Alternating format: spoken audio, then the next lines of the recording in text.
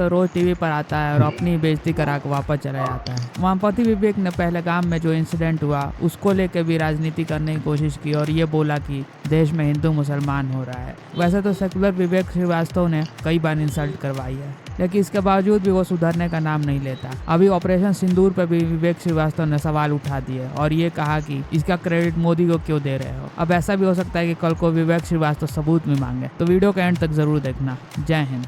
हमारे साथ विवेक हैं, इंडिया इज एट वॉर। विवेक श्रीवास्तव, आपका टेक क्या है ऑपरेशन सिंदूर को लेकर? जिन मांगों का सिंदूर उजाड़ा और उसी ऑपरेशन सिंदूर का नाम दिया गया है और बजरंग बली का नाम लेके घुस गए हम। मेरी यही उम्मीद है कि पाकिस्तान एक लेसन सीखेगा, उसकी आवाम एक लेसन सीखेके, रिटेलिएशन ना करें वो लोग और कंटेम्पलेट करें कि वो अपने मुल्क को कहां ले जा रहे हैं। दोस्त होंगे उधर? आपके कोई दोस्त होंगे उधर? नहीं, दोस्त आवाम देखिए, नहीं दोस्त नहीं, देखिए लोग होते हैं, लोग गरीब होते हैं, वर्कर किसान हर जगह होते हैं, मजलूम होते हैं, वो ताकि करती है पाकिस्तान की फौज, पाकिस्तान के गलत तरीके के नेता। भारत ऑपरेशन सिंदूर करके आया था, जिग्नेश भवानी रोने लग गए यहाँ पर कांग्रेस के नेता। जी राशिद अल्वी क्या कह रहे हैं? नहीं, ऐसा नहीं है, सभी ने नमस्कार दोस्तों, मैं हूं सुनील और आप देख रहे हैं क्विक रिएक्शंस में आप सबका एक बार फिर से बहुत स्वागत है। Congratulations to Indian army. आप लोगों ने जो कोहरा मचा है पाकिस्तान में, बहुत बढ़िया। 2 दिन से तो सुकून का नींद सो रहे हैं। और मारो, छोड़ना नहीं, रुकना नहीं है जब तक पीओके और पाकिस्तान का टुकड़े ना हो जाए और उसको आसिफ मुनीर आर्मी जनरल को लेके आके बाल पकड़ के गर्दन काटो उसका। चलिए वीडियो देखते हैं, क्या वीडियो में क्या है। गरीब किसान मजदूर जो खेतों में काम कर रहे हैं, जिनके पास रोटी नहीं है, बिजली नहीं है, पानी की सप्लाई नहीं है, आटे का रेट आप देखिए वहां पर। So these are the people who are being crushed. Lucky best. Why are you so worried about these Pakistani citizens? You should be worried about Indian citizens. After all, you are also an Indian. जानते हैं वो बकायदा army में, NSG में, raw में service अपनी दे चुके हैं। तो आज लकी बेस्ट, ये दिन हम सबके लिए लकी है, हम नहीं भूलने वाले हैं। नहीं बिल्कुल मैम, और पूरा हिंदुस्तान पिछले 15 दिन से या पूरी दुनिया कर रही थी कि हिंदुस्तान कब करेगा। इसमें कोई शक नहीं था कि एक्शन नहीं करेगा मैम, एक्शन तो करना था, इसमें किसी को कोई शक नहीं। तो मैं सबसे पहले मैम हमारे तीनों सेनाओं के उन सोल्जरों को नमन करना चाहूंगा जिन्होंने आधी रात में आतंकी भूमि को मैं मिट्टी में मिला दिया।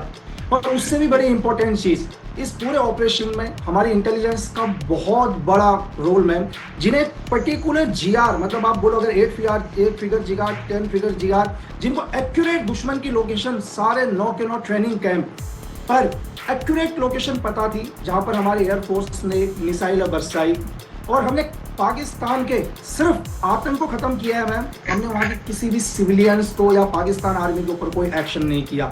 आप क्रोनोलॉजी समझ लीजिए। इंटेलिजेंस एजेंसीज का कोई रोल नहीं है ऐसे फेलियर। मैं आपको बताता हूँ, 2 घंटे तक आपने तस्वीरें दिखाई, तो मतलब क्या? आपने तस्वीरें दिखाई। आप एक सवाल कर रहे हैं, उसका जवाब देंगे। आपका क्या कहना है? बात पूरी करके आपका जवाब देंगे प्लीज। आपका सवाल समझ गया। यहाँ पे लोगों को इमोशनल करने की बात है। आप नहीं होते ना इमोशनल, ये देख के आप नहीं होते ना विवेक, आप नहीं होते। आप एक बार टेस्ट कराइएगा, आप इंसान या रोबोट हैं क्या है? इंसान या रोबोट? आप क्यों नहीं भड़काते लोगों को? आप क्यों नहीं भड़काते लोगों को? मेरी सरकार है, आप भड़काइए, आप भड़काइए, कभी तो इनका खून खोलेगा। 1.5 घंटे तक वो पड़ा, कभी तो इनका खून खोलेगा। 1.5 घंटे तक उस आदमी की जान बच सकती थी। यहाँ तस्वीर दिखा रहे हो। 1 मिनट, मैं आपको बताता हूँ, मैं आपको बताता हूँ। 1 मिनट, मैं आपको बताता हूँ। देखिए सुनिए, आने का मतलब विवेक सुनिए, 1 मिनट, मैं आपको एक बात बताता हूँ। आपको नहीं पता टेरेन के बारे में तो जान लीजिए, मैं आपको बता देता हूँ क्या हुआ। वहाँ पे टूरिस्ट को हम लोग 1 मिनट सर, 1 मिनट, मैं आपको सर 1 मिनट सुनिए यार, 1 मिनट। ये जो आप बात करते हैं ना कि raw looks after foreign intelligence, ठीक है, पहली चीज। ये आपने एलओसी देख लिया, ये पाकिस्तान के कब्जे का कश्मीर है, ये भारत इस साइड, ये एलएसी है, ठीक है। एलएसी आपका शुरू होता है लद्दाख से, ये बैकग्राउंड है। ये पहाड़ आप देख रहे हैं ऊपर, ये लाल वाला जो एरिया है, ये विवेक जी के आकाओं ने कब्जा कर रखा है।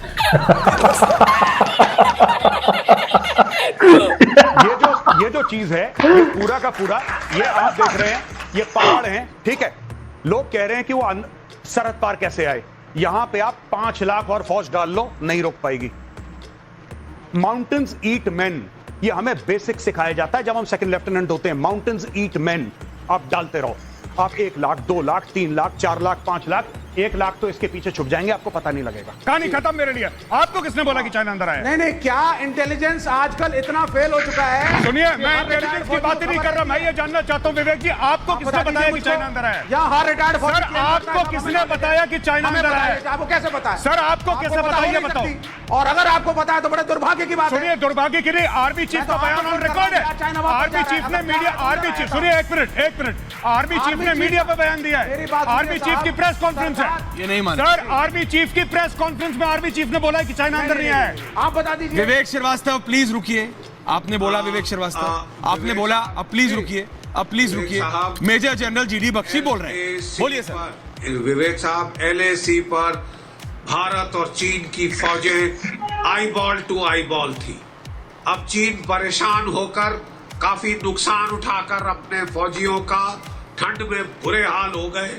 उनके 4 साल के कंस्क्रिप्शन के रिक्रूट आते हैं, 4 साल करके घर अपनी मम्मी पापा के पास जाते हैं, ज्यादातर इकलौते बेटे हैं। ठीक है साहब, इस फौज को लड़े 42 साल हो गए थे। जब आमना सामना पड़ा भारत की फौज से तो ये इनके फरवरी तक छक्के छूट गए हैं। नाइस। विवेक श्रीवास्तव जी, क्या सेक्युलर शब्द पर संसद में एक बार फिर से बहस नहीं होनी चाहिए? उसी की रक्षा करेगा विवेक श्रीवास्तव जी। और मेरे को डिबेट में बुलाएं तो ऑडियो मत डाउन किया करिए आप। विवेक श्रीवास्तव जी, आपका ऑडियो कभी नहीं डाउन हुआ। आप कहां से एंग्री यंग मैन बन गए? अमिताभ बच्चन, सरदार पटेल, आप सुनिए जरा प्लीज। आज हम एंग्री यंग मैन नहीं है सर, आज आप अनफेयर हैं। आज आपने संजू वर्मा को नेसेसरीली प्रमोट किया है। छोड़िए ना, आप कंक्लूड करिए, मेरे पास टाइम नहीं बचा है। मेरे पास टाइम नहीं बचा है, मुझे कंक्लूड करना है। मैं कंक्लूडिंग कमेंट आपसे चाहता था।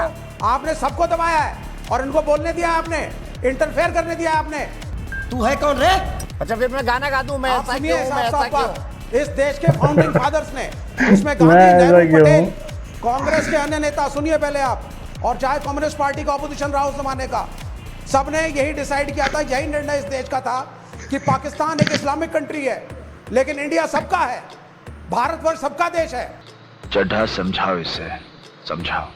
नरेंद्र मोदी समकालीन भारत में अकेले ऐसे राजनेता हैं जो सही समय पर सही फैसला करके सबको चमत्कृत कर देते हैं। कुछ लोग उनको गायब निरूपित कर रहे थे, उसका वो फोटो बना रहे थे, और उन्होंने अपनी उपस्थिति की ऐसी दस्तक दी कि पूरी दुनिया में चर्चा हो रही है। भारत जैसे बड़े राष्ट्र के प्रधानमंत्री को ऐसा ही होना चाहिए, मैं मानता हूं। वो एक अंतर्राष्ट्रीय सम्मेलन में आए इस घटना के बाद, आज दोपहर में 1 बजे के आसपास, पूरी दुनिया को लगा कि नरेंद्र मोदी इस पर कुछ बोलेंगे।